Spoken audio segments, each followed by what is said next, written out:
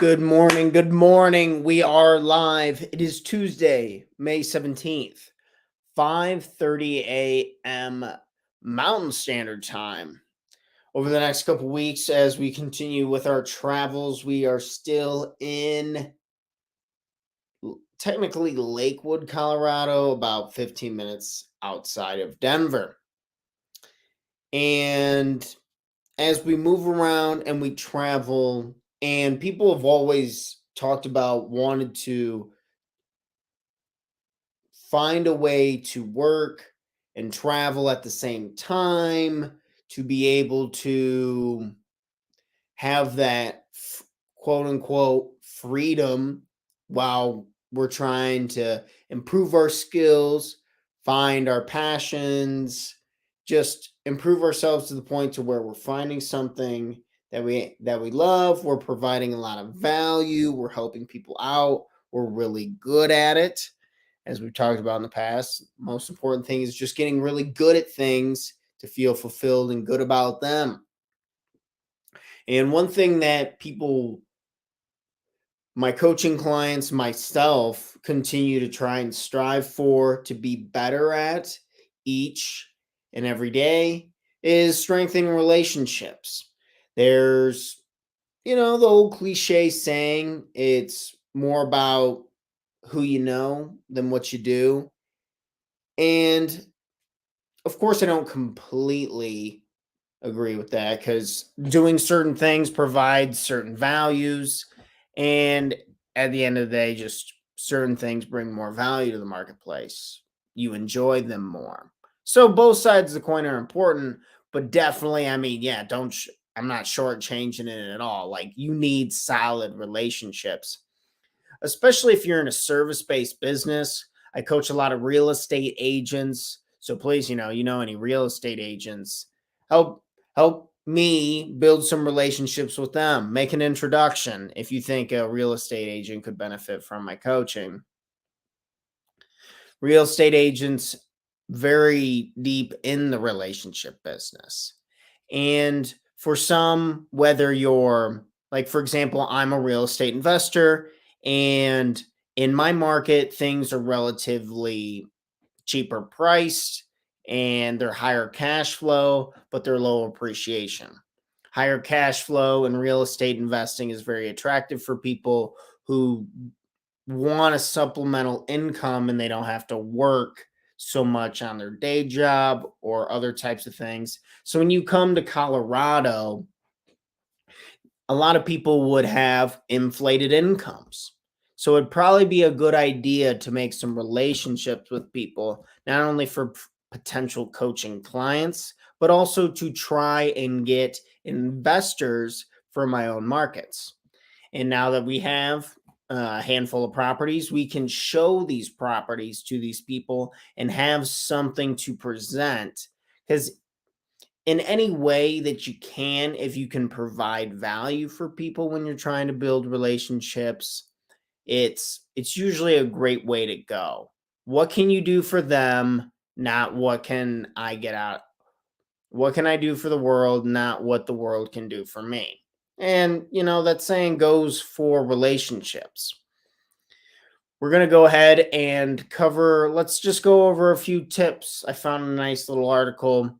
We can go over a few tips for making relationships, and then I can show you guys just, a classic tool like meetup.com that I've found that I'm going to go to a real estate event this week before we take off to go up north to Canada. So let's get to it. I'm going to go ahead and screen my share. Share my screen. Yeah, we went rock climbing and hiking and stuff yesterday, and my body is destroyed. Not used to the elevation quite yet, but we'll get there. Why? So we want to, not that yet. Okay, going over some tips on building relationships. Woo! Okay, first and foremost, this guy's talking about mindset. And this is a great point. if you're going to go to a networking event and you're trying to meet new people, or you just want to meet new people and build new relationships in general, if you can be the person that doesn't just stare at their phone the whole time and or is sucked up on their laptop, eyes just locked in on it. This guy's talking about body language, just and it wouldn't kill you to smile every now and again. Whenever a lot of times when I go to networking events and I'm meeting new people, like it's almost as if these people have like this hard edge, like stern look on their face, doing what it is that they're doing. And it's like, yeah, I'm the bad motherfucker of the room. It's like let your guard down, be nice, innocent, playful along those lines. Don't forget to smile, keeping the body language right. But yeah, most importantly, like, yes, of course, use your phone. If you have nowadays, we have electronic business cards, pretty cool. So, if you need the QR codes and this and that, when it makes sense, use it when you need it, but really try to avoid it. Try and be there. And at the very least, just try and keep your head up and alert. Nice. I did like that one. Volunteering. This one's, I think, is a great idea. I haven't really, if I'm being blatantly honest, I haven't volunteered a whole lot in the past outside of in college. I was part of some organizations, and then in sports throughout life, we would do some volunteering and stuff. But for the most part, was kind of so focused on what I was trying to do with my career and now with these businesses and this and that. It's very easy to have an excuse to not volunteer. But I've noticed a lot of people who do volunteer, they know a lot of people. Simple as that. People who go into shelters to help out and clean up. I remember my mom telling me about her doing that, or my sister's part of like boards quite often, and or coming in to try and help out with certain demographics, communities to give back. A lot of people I went to college with joining just cleanup crews to help clean up their city, their town, or something along that, and they make a lot of friends and they meet a lot of people. And again, if you are in a service-based business, if you're any type of salesman, if you ride kind of the same thing with I do, like a lot of my real estate agent clients, they a lot a lot of the really good ones find time to give back, find opportunities to volunteer, to go along those lines, to try and make those connections and meet more people.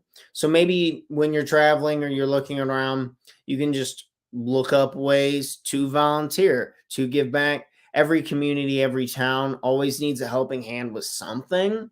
So just narrow down your list and try and find something that piques your interest, that you would find inspiring, that because our goal is to find people who have the same values as us, such as community, love, honesty, personal growth, these core values who make up who we are. They just have different skill sets. And those are the super powerful relationships. And if volunteering is one of those values, then we can meet up with other people who share those values. And if you're volunteering and you're giving your time and you're kicking ass and you're sweating a little bit, giving back, and then you have a simple ask like, "Hey, I have this life coaching business. I essentially really help people strengthen the relationship with themselves. Life's a roller coaster. I help them build a strong bond with themselves and stop kicking the crap out of themselves." And not only when you have these skills, you're able to traverse and give these tools and gifts to your friends, to your family. You can teach your kids about values and living by them, living in the gains in a state of appreciation. These are very powerful things. So trying to come off like, okay, here, I'm giving my time, I'm doing that. If you're giving your time and you're helping people and you believe that you have a good service, you're not a bad guy if you try and tell them, like, hey, I offer this.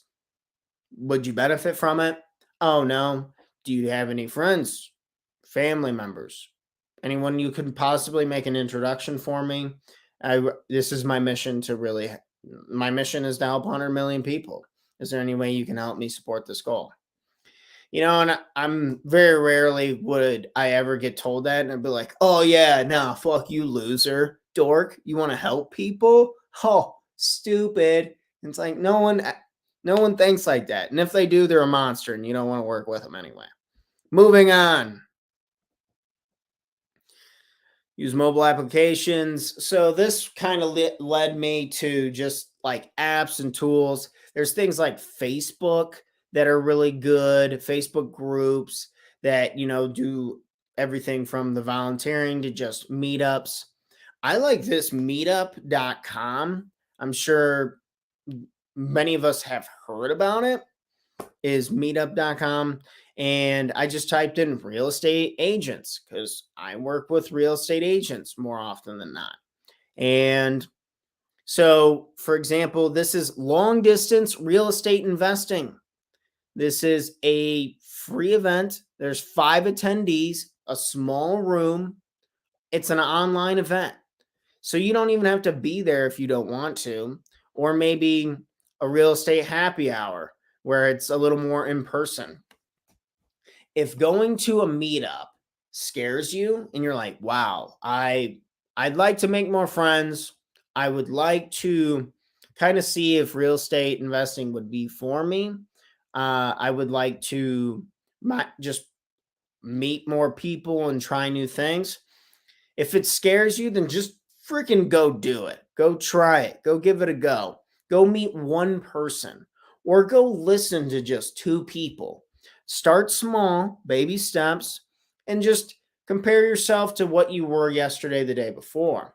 Like, wow, even the thought of that scared the living shit out of me. But now I'm right here. I'm doing this. I'm present. And I'm sure you'll feel really good about it. You'll feel a lot better about it, a lot more confident about it. And that's good. We're here to build our skills, to push and to stretch, but not break. I'm not saying you got to go to every single one of these to to push yourself to the total limit. If you've never done them before, obviously, the more work you put into something, probably the more reward you're going to reap out of it. So, of course, if you go to multiple, you make multiple relationships, because think about how many people you know. This could be the same for someone else. Say if I know hundreds of people and then I meet someone else who knows hundreds of people, say you get to work with them and then they start referring you business and growing out that way. Very, very powerful. So if you're traveling, you're looking to meet up with more people. And this doesn't have to be straight business. If you really need a break and you're traveling because you're trying to get away from some stuff, you're trying to relax a little bit, take your mind off it, you can always use this for social and relax. And it doesn't have to be about business all the time. But this is, for my example, me wanting to meet more real estate investors, more real estate agents, because I coach the agents and I take the investors' money and I buy investment property with it. It's like a nice little 1-2 punch. So when I go to these real estate events, and it's like, oh shit, great. There's agents over here shaking hands, kissing babies, over here meeting other people, trying to show them deals and this and that, trying to bring some values, just listening to people and giving them an ear, because not everyone's listened to. So when you do that, they tend to like you. And then lastly, I'm part of this BNI chapter, BNI International. And I just typed in our directory, you can just go to Denver. And then it's like, oh, there are literally hundreds of chapters in here. And I can click on one of them. And then I can, this one chapter has 15 members, phone numbers, emails, just contacting any of them. These are people, Hub Real Estate, residential real estate agent, Julie, phone number. Just straight up all the information you need to reach out to people, to just say, hey, this is what I do. I'm in this area. Would it be helpful if we met for coffee? Could I buy you lunch? Could we set up a time to just chat? Or this and that, and just freelance it. And you might have to ask more than one person. You might get told no. Remember, everyone has a lot going on. And when you're making new relationships, sometimes people are just flaky. Like they'll just cancel plans. And that's okay. Don't beat yourself up. Don't think it's about you. Don't ever think it's about you. People make decisions for themselves more often than not. They either go or they don't. And when they do, you take advantage of the opportunity in front of you. And if not, then you learn from it and you move on. You move on to the next person. Got to have, I don't like the term thick skin, but to a certain degree, that is kind of how we go about and approach it. Just remember, you're doing these actions, you're taking on this uncomfortability for you. In a lot of ways, this can be the best way to build relationships from afar. Remove. Sorry, it gets all a little digity when I only have the one screen. But regardless, maybe we set some goal to go out to meet somebody new. Maybe it's out of state. Maybe you're just at home and you're like, wow, I could use a few more friends. Or maybe you have a business idea and you're like, wow, shit, I need to meet people to sell them my service, to let them know. And always keep in mind, what can you do for the world, not what the world do for you. And keeping this mindset, it'll take a lot of pressure off you. Because if you just show up, you give your best effort, and you compare to what you were yesterday, the gain of it, of getting better, the willingness to go out to try to make relationships, give yourself a pat on the back. That's what your morning life coach is here for you to do. And I'm here to help you not beat the shit out of yourself. I'm here to help you strengthen that relationship with yourself. And if you need more support, if that inner saboteur, if that your own self is blocking you, keeping you from doing these types of things, going out, creating relationships, going out, helping people, going out and staying consistent with contacting people to try and sell, to try and grow your business, to find more investment partners, please, you can go over to talktotanner.com and you can always book a free coaching session. And we can always dive into anything that we can feel that will help you build that relationship with yourself, go out there and make relationships, or even be in a position to give back these skills and knowledge to the ones you care about most.